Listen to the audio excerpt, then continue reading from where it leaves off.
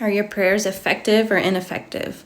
Elijah was a normal person just like you and I, and he prayed that it wouldn't rain, and it didn't for 3 years and 6 months. And then he prayed again that it would rain, and the heavens were opened and rain came down.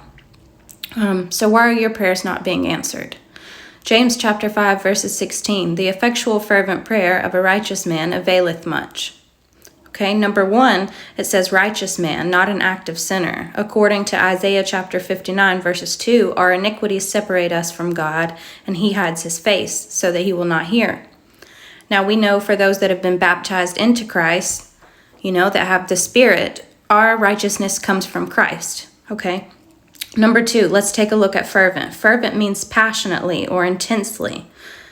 Number 3, what about your approach? Are you approaching him with humility? Because James 4:6 says that God resists the proud but gives grace unto the humble. So are you putting some respect on his name? If you want God to get big in front of you and do big things for you, you have to be willing to get little before God. Number 4, does what you're praying for align with God's will?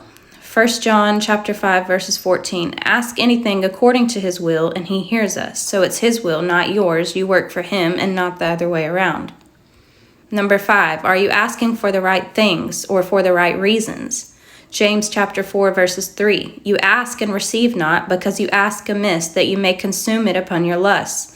So are you praying for a financial breakthrough, knowing that you're going to spend $600 on your hair when you get it? Are you praying for a Mercedes-Benz when your Toyota or your Ford works just fine? Okay. Number 6, how big is your faith?